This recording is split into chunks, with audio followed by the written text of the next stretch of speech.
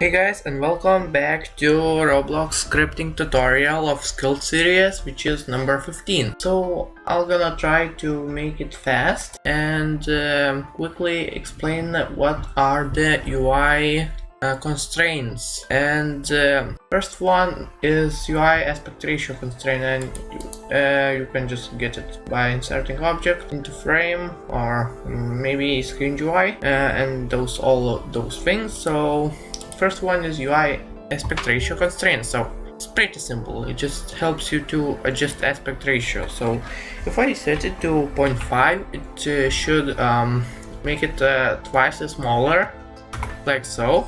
And if it's 2, then it's twice as wider, like that.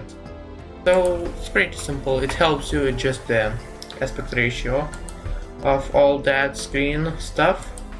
And you probably can put it anywhere, and it does almost the same thing. So yeah, next we have UI grid layout.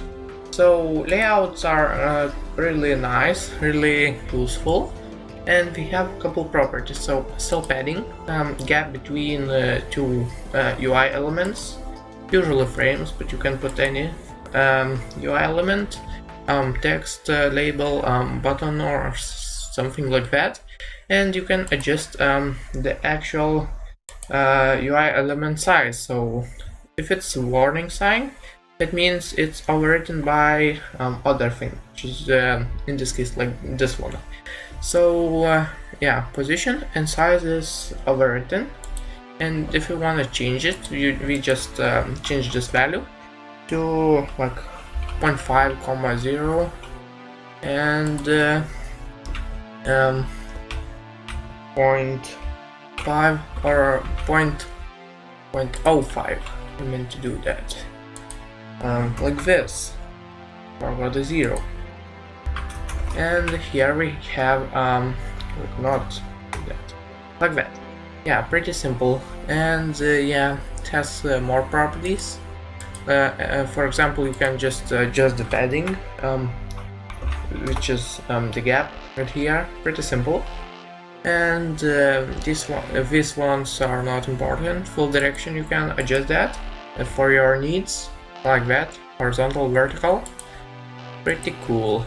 Full direction max L. So if full direction is vertical, and you set it to more than 0, because 0 is probably infinite. For example, if it's 10, it means it goes to the other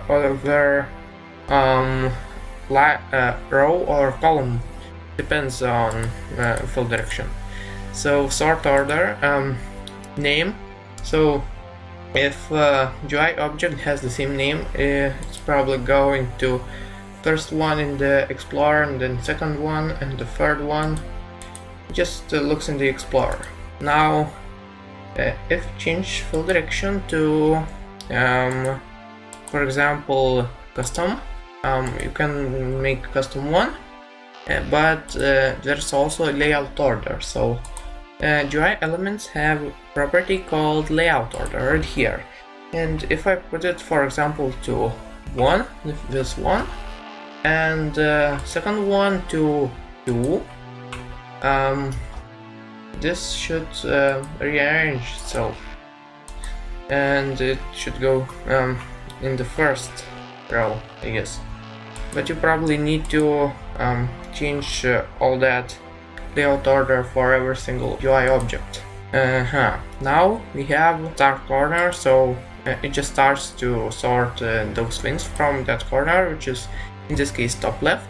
You can set bottom right, bottom left, and all that stuff. And vertical alignment, you can just align it like that, center, bottom, top. Pretty simple.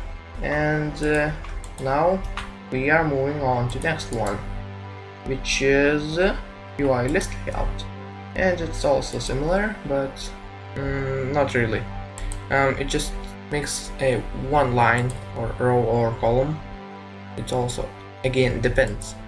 So yeah, as you can see, horizontal, vertical, and horizontal alignment.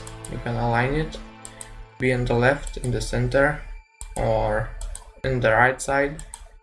Now sort order, I said you before, this one, and vertical alignment, pretty much the same as horizontal, but in the other axis, I guess. Yeah, make things a bit more organized, and yeah, it's really cool. Also, it has padding, and that's pretty simple. 2 values, which is UDIM, not UDIM 2, because that's 2 values obviously.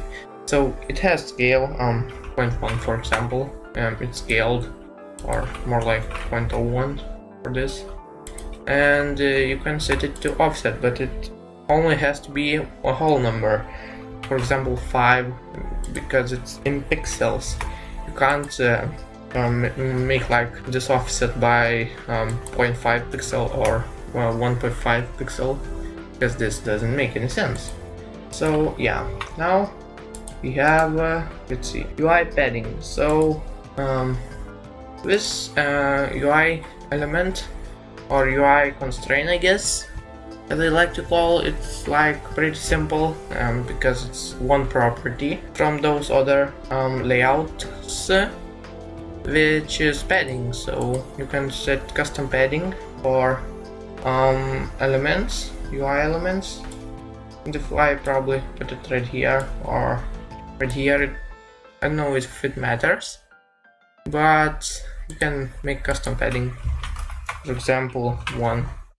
Yeah, as you can see, it just makes it flatter, I guess.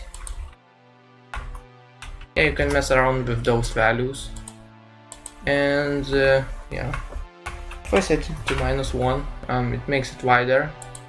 Yeah, pretty obvious. Left one probably does the same thing, and that's UDIM value, so it has scale and offset. If I set it to 1, it just makes it like that. Weird from the other side, if you know what I mean. Yeah, as you can see, pretty simple, and it does that to all those elements because it's in the same place, I guess. So let's move on to UI page layout. So just pretty much creates a page which you can flip, I guess.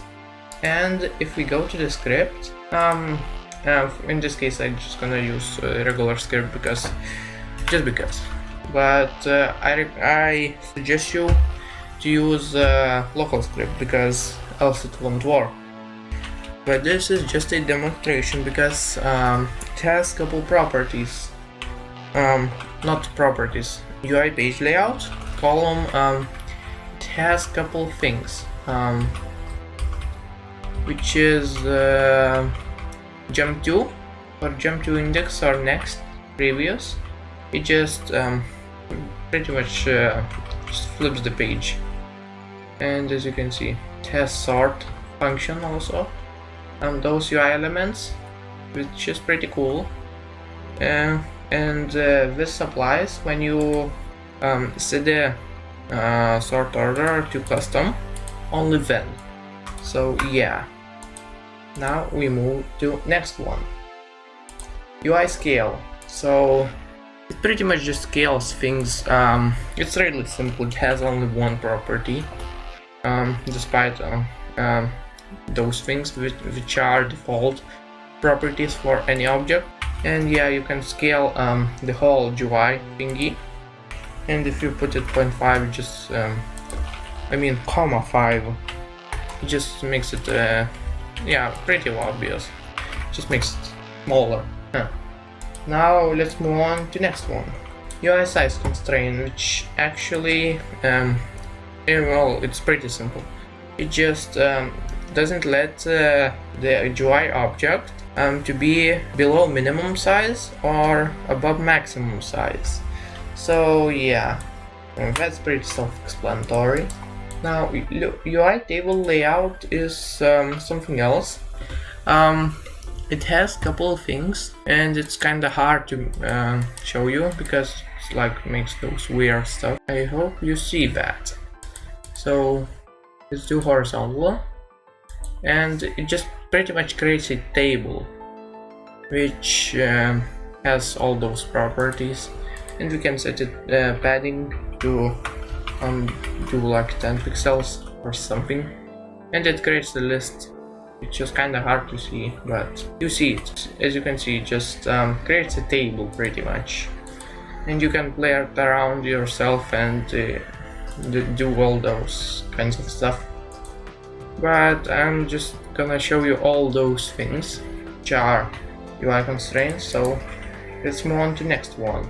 And this is the last one, so it's pretty much same as UI size constraint, but it's with text. So yeah, it has those properties, the same ones, almost that has the UI size constraint. And yeah, that's pretty much it. And if you are wondering, yes, it just doesn't let the text to be bigger or smaller than those values. So yeah, it's pretty simple, and I hope you guys enjoyed this pretty short tutorial, and I'll see you next time. Goodbye.